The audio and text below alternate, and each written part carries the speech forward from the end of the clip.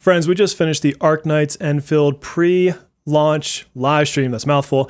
We're not going to waste any time here. We're going to get right into the details, and I'm going to start with the one that you might think is the most important.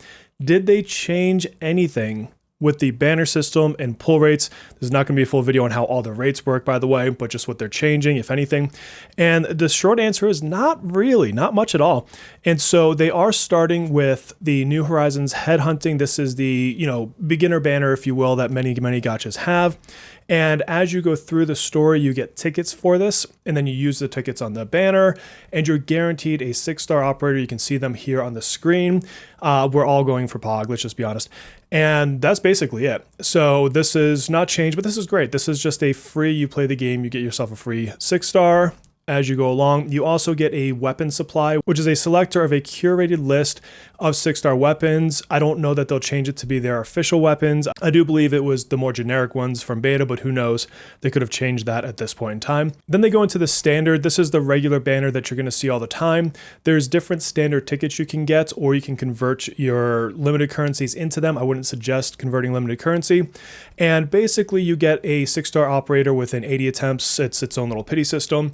Once you get to 300, you get to select a unit. So this is a great way to pick up another 6-star. My recommendation here, of course, is to just wait it out. Eventually you'll get it. I wouldn't go converting limited things into one of these unless it's your absolute favorite and you have to have it. You do you. And then they go into what is most important here, and it is how are they handling the chartered headhunting. Chartered headhunting is the limited banner system. And so not much actually changed. You can see here the schedule. So we're starting with Levitain, moving into Gilberta, and then Yvonne is third. I'm personally sad because I am pulling for Yvonne, and I may be pulling for the mystery character coming afterwards.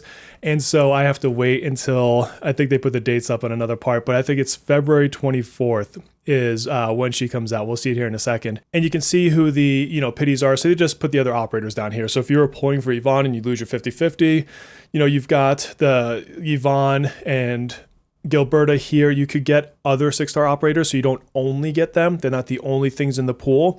But if you end up with one of the other rate ups, they're just showing you that they put the other ones in these banners. So it's hypothetical. You could pull for one and get somebody else. That's actually how I got my Yvonne. Was I pulled on Levitain and failed and got Yvonne when I was first pulling in beta. So just keep in mind, again, it's not you can only get these two. The other 6-star operators are also in the banner. So take that for what you will. And then if you look at the banner itself, you still have the 120 attempts guarantees the operator. It's like its own separate pity system of sorts. So it doesn't carry on to other banners. This is the same from beta. But if you get all the way to 120 attempts, you've lost your 50-50 and you don't get the feature unit, you will get the feature unit at 120 for that specific banner only. And once you get to the 60 headhunting attempts, you still get the dossier, which will go to the next banner. And it becomes a 10 pull in the next banner, and it will expire after that banner. So make sure you use it, even if you don't plan on pulling for the banner. Just get yourself the 10 pull, assuming you went to this level of pulling. And then the thing that they've added, and this is the only thing I've seen as far as adding goes, is they've added this urgent recruitment. And this is like a release thing. So as far as I remember, I think they said this is just for the first 3 banners. Once you get to a total of 30 attempts, you just get a free 10 pull, but the free 10 pull does not work towards the guarantee. So this doesn't bring you to 40, of 120. They did say though that if you were to happen to pull, the feature units on that 10 pull, you still have the 120. So you can still get another copy. So it's still overall good. It's obviously completely luck-based, as all things are in gachas, but it's a nice little added bonus. I didn't see any note though of changing rates, the percentages of what you can pull. So it doesn't seem like they did much in terms of altering the banners. This is the, I guess, big thing here. And then for the schedule, you can see here when our operators are going to release. So you've got basically a few weeks, between each of these cycles. So on Levitain, she will be the first and she will go until February 7th. Then you've got Floaty Messenger over here. We've got Gilberta. She's going to run until the 24th. And then from the 24th on until their next, maintenance, you're going to have Yvonne. So if you're trying to plan out your pulls, this will give you an idea of who to look for when. And as far as future operators, they kind of have teases here and there. They didn't confirm anybody, but there's some silhouette pictures here and there. I think we all have an idea of who, the few next ones could be just because of the story, but we'll leave that for another time when they have it in a different presentation. Then moving on right into the Arsenal tickets. So the Arsenal tickets, if you don't know, is the weapon pull system. There's a couple changes here. So first of all, they have added an ability to convert the, I'm going to say this wrong, origiometries into Arsenal tickets. Overall, they've also seemingly added more places to get Arsenal tickets, such as a weekly routine. So I'll go back and talk about that here in a second. I want to skip forward to the pull stuff. But basically, there are more and more places that you can get Arsenal tickets. It doesn't seem to be quite as limited as it was during at least beta 2. I'm not sure about beta 1. And so again, if you're not familiar, you basically do 10 pulls on a given weapon banner. And within 8 of those 10 pulls, you're guaranteed to get the feature weapon. But at the 4th pull, you are guaranteed to get a 6-star weapon, not necessarily the feature one, and each banner shows its own, set of weapons. But they've added an extra, the 10th issue gives an arms offering crate, which lets you choose a non-rate up 6-star weapon. So this is one of the more generic 6-star weapons that you can put on different operators. And, maybe it's not quite perfectly customized for what their specific gimmick is, but it's still good. It's still going to be a power spike. So this is a nice little bonus that I don't recall, being in there. I believe this is 100% brand new from the beta. Hopefully I'm not wrong, but whatever. But that is the, big change here is you get this extra arms offering crate. And the other thing that's really nice too is they took the feedback that the weapon banners were not long enough. This is actually a criticism I added to the surveys as well. And so now the weapon banners are going to run for 3 chartered headhunting banners. So basically, if you think about Levitain being your first, her weapon banner will be up for her banner, then Gilberta's, and then Yvonne's. So if you pull the character, but maybe you don't have enough arms currency right away, maybe you pull the character on the last day, in beta, the entire banner goes away, the weapon goes away that next morning. So now you've got quite the many more weeks to go for that weapon, which I would say if you truly want to push for a character, the weapons, they're not like must pulls necessarily, but they really do cause quite the damage spike. I ended up getting Graffiti issue for Yvonne, and I definitely noticed the difference. So I'm going to hold, as far as saying it's a must pull kind of situation, let's get back in the game and see what else they might have changed.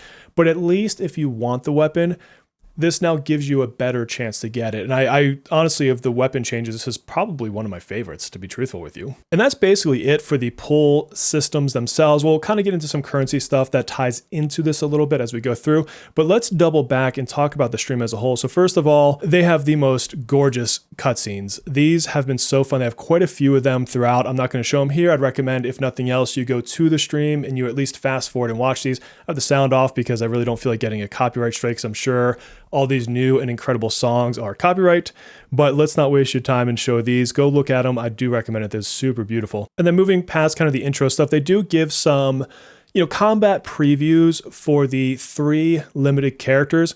So again, I suggest that if you're not as familiar, maybe you didn't play beta, maybe you didn't watch, all my videos on it or others, that you at least come in here and take a look at what these 3 main operators do. You get a taste of their combat, you get an idea of what they're meant to achieve, and then you can plan your limited resources accordingly. They did a really good job on these previews. I like the way that they styled them and everything else.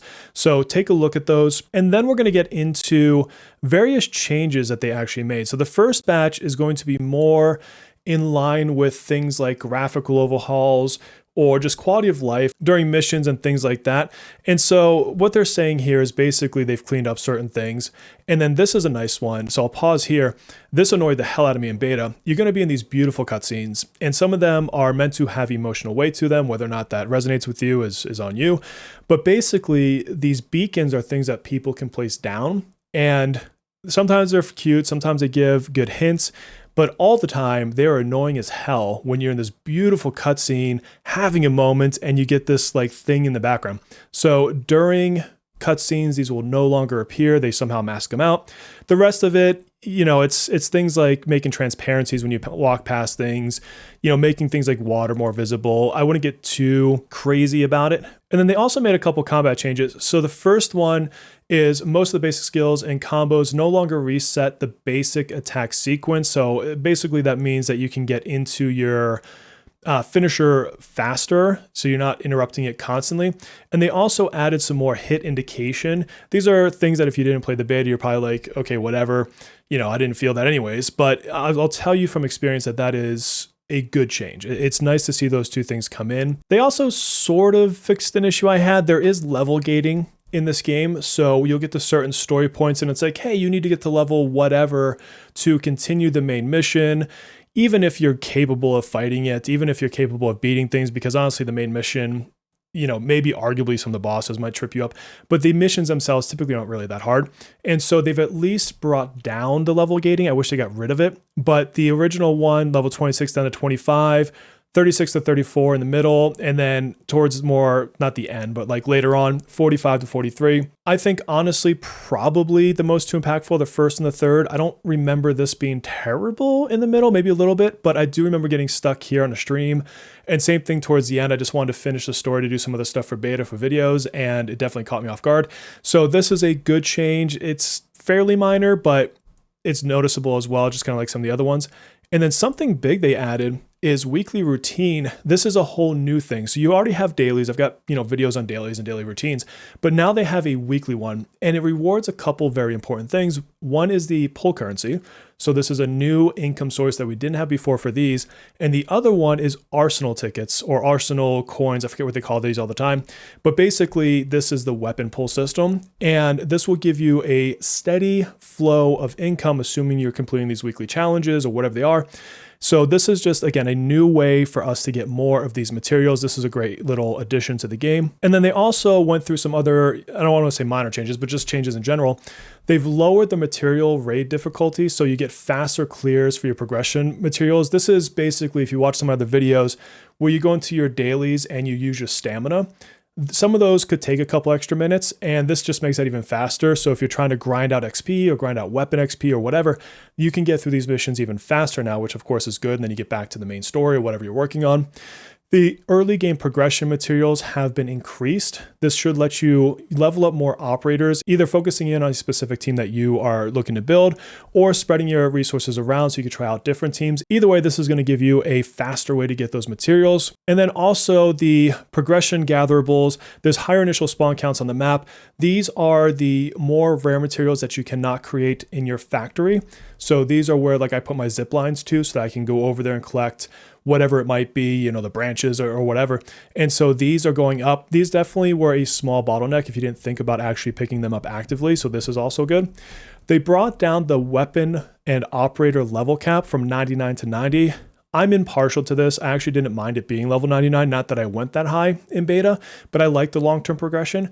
So this one to me, I guess it's a flavor thing. You either like it, you don't like it, but they adjusted the cost associated. So I think it's probably just meaning you're getting to cap faster. And then lowered enemy levels and trial difficulty at exploration level 70.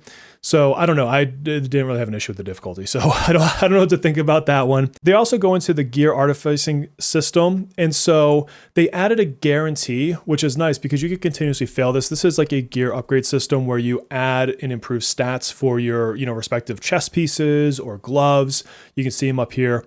And now you can see at the bottom, it's 9 of 12. So it would seem that you have a cap of, hey, worst case scenario, I'm going to burn 12 of my items over here because you basically feed items into your other items. And if I don't get it by then, I'll guarantee the get. It looks like you can still use, there's like a special liquid thing that would guarantee that you get it. So you get this like material when you fail.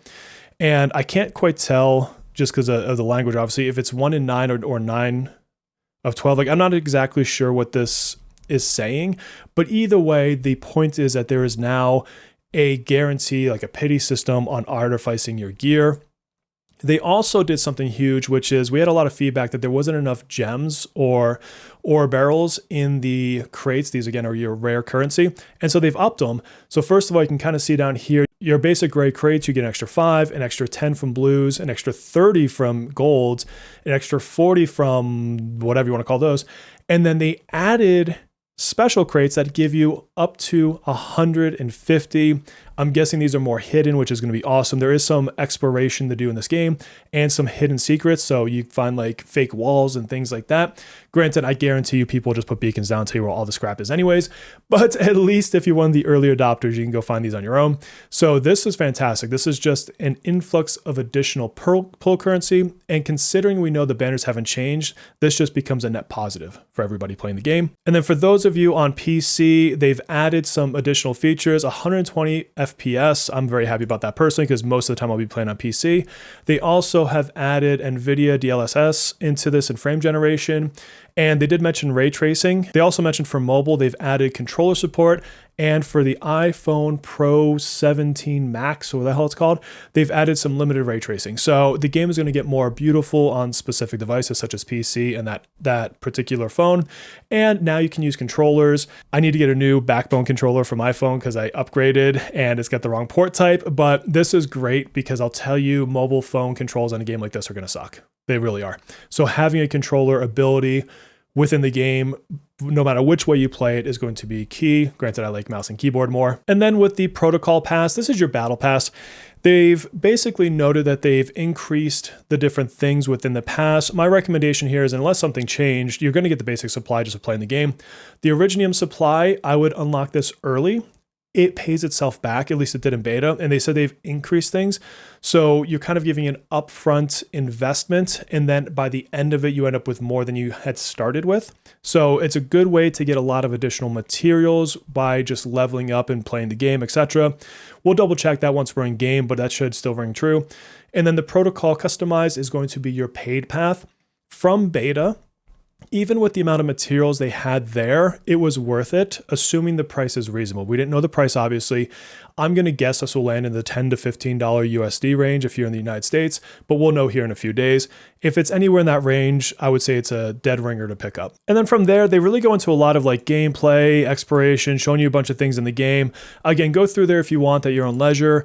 It's not so much about changes as it is about them just demonstrating. Same thing with things like the factory. They didn't really note anything different here. The only thing I noticed is I don't know this for sure, but it seemed like the blueprints were maybe a little bit bigger than in beta. I'm trying to find a picture here. I remember there being limits on how big you can make a blueprint. And this just seems larger than I recall. I could be wrong here, but even if I'm wrong, this is a good size blueprint to make. This is going to make it easier if you are either creating your own or using others to make, really more large or complex operations. Having less blueprints you have to place down personally makes this so much simpler. So this is a welcome change if they did make the blueprints bigger. Not 100% sure on that one, but either way, it looks good. And then they go a little bit into some of the other modes that we had, or some of them we actually didn't have during beta. Basically saying that they've updated them in some fashion. Some of them became a little bit easier. For example, in Umbral Moment, you originally on the normal difficulties could not bring in like healing items. Now you can, and this will become a permanent mode. It's not going to be a time limited mode, and it's going to have different challenges to get, different things added, some time challenges. I'm curious to see what that will look like, but basically they took a mode that I loved, made it better and made it more accessible to those when they first start out. And then they added this mode, Delver of the Cryptic. I'm not 100% sure what all you have to do here. It seems like different kinds of challenges. It looked like maybe there was some platforming and stuff. So various ways to challenge this. And they, obviously have different rewards. These are all good. This is like a limited progression material, this crown looking thing. And then of course, you get the limited gems and level up materials. And then let's dive into some rewards. Recapping the pre-registration rewards, you can't see the first one, but it's 30,000 T credits. This is something you use when you level your operators or their weapons, everything like that. So it's a specific currency you need in addition to the material. You get character leveling materials here, headhunting permits. This is for the basic banner, the standard banner. We get Snowshine, love this character. You also get another 10 headhunting permits here, and we get the headhunting permits with the weapon. This is a 5-star weapon. So this is all stuff that will deliver to your inbox once you get past probably the tutorial and you actually can access your inbox, but this is just sent to everybody. And then a quick reminder that there's also rewards you can get from this pre-draw event that's on their website. If you don't know where it's at, just check my Twitter and it's got a link to it. Otherwise, check their Twitter. There's probably 1,000 links to this, or check my Discord. Either way, this is a place where you can get some free goodies plus a free 5-star weapon. I would highly recommend you do this in the next few days before it expires. That way you just get more free things. It's not going to hurt you. It's super easy. And if you work on it, you're guaranteed to get the weapon. It takes like 30 seconds a day. It's super, super fast. And they mentioned a SK port, whatever the hell is sport, promo thing, so you get a bunch of cosmetics, freebies, etc. So I don't know exactly if that's a website or if that's a app. I didn't understand what they were saying there, but we'll see this on their website, I am sure. So whatever this is, go to it because you're going to get a lot of free in-game items for using this. They talk about like sharing screenshots and stuff like that. I'll check it out once I get more understanding of what it is. But either way, it's there. They then go into a whole slew of crossover events and promo events and things that are going to the store. Cool stuff, but I don't want to drag you down on that one. So now let's go into the couple of spinner rewards they gave. These are code redemptions. Write down these codes. I'll put them down in the description. The first one is Return of Fall. So you can see here what you get. Oh, you can't see the first one. The best one. You get 500 Aura Barrel. And that is the, of course, limited currency. So I'll just turn my face off for a second there, and all these other goodies down here. And then you can see if you go in game, you go settings, platform and accounts, exchange code, and that's where you're going to do it. Make sure you get this done. It's only good for a week. Okay. You've got to get in the game. You got to get there right away, and you got to put this code in. And of course, those will come in the mail. And then they had another spinner reward somewhere in the back here. There we go. And this one is ALLFIELD. So again, I'll hide my face. 1,500 Aura Bells, whatever, and then a whole bunch of a slew of goodies here. Plus they added in one of the Mark of Perseverance, which is that rare material that you need for like the higher level skills. So again, 1 week, get in there, get these codes done so that you don't miss out. These are really good rewards. You're going to want every bit of these. And you saw the thumbnail. We are getting Ardelia, a 6-star unit, plus her weapon for free. This is a release celebration. As always, make sure that you're logging in and doing whatever missions it's asking you to do. Usually these things come after a certain amount of days. And so make sure you get in here and do this because you'll get Ardelia and her weapon for free. That's honestly a really good head start. You also get a bunch of chartered headhunting permits. You also get basic headhunting permits. By the way, the chartered are the limited. Basic headhunting permits, you get Aura Barrels, you get a curated weapon supply. This one is for the more generic 6 stars again. You also get, just by playing the game, you know, all the things that you need to do the beginner banner. And then you have the chartered headhunting sign-in event. So on each of the different banners, you're going to get 5 of that banner's pulls. So Firewalker is Levitain, Messenger is Gilberta, and the Spectral is going to be Yvonne. So all good things to go for. Make sure that you're doing the, in-game whatever to do these different things. Wonderful rewards. This was a very nice thing to see. And in case you're worried, they do have a place that you can go in-game that says, oh, these are the different free things that are out there. So it's nice that they're putting that in the game. And really, I think that was the bulk of everything. Hopefully I didn't miss anything. But overall, summing it up, great rewards. It's new gacha, and it's going to smell new gacha, and it's going to give you the new gacha rewards. Couple of key changes that are nice into the progression of the game. They said there are other changes, but they're going to release a dev communication. I will keep an eye out for that. I'll report on that to you once I see it. And overall, the only thing I think that's a bummer is they didn't really touch the permit system. So they didn't, change headhunting. They didn't change how you get characters. They added that one special freebie 10 pull, which, hey, I'll take a free 10 pull for hitting 30 tickets. But overall, it sounds like the rates and everything are the same. But it does look like they increased in-game economy. So though the rates aren't different or the carryover system hasn't changed, at least it seems as though we've got a better source of income, especially from the treasure boxes. Highly recommend exploring and finding all of those. So hey, if that helps you out, that probably saved you about an hour and a half of watching the live stream, but I do recommend you go check out their cutscenes. They were fantastic. So if that did help you, a like and a sub would be fantastic. I'd appreciate it greatly. And if you want to become a channel member, it's just a couple bucks. Also, a link to my Discord is down below. Come join our community. We talk about this game and others. And until our next video or live stream, my friends, please take care of yourselves.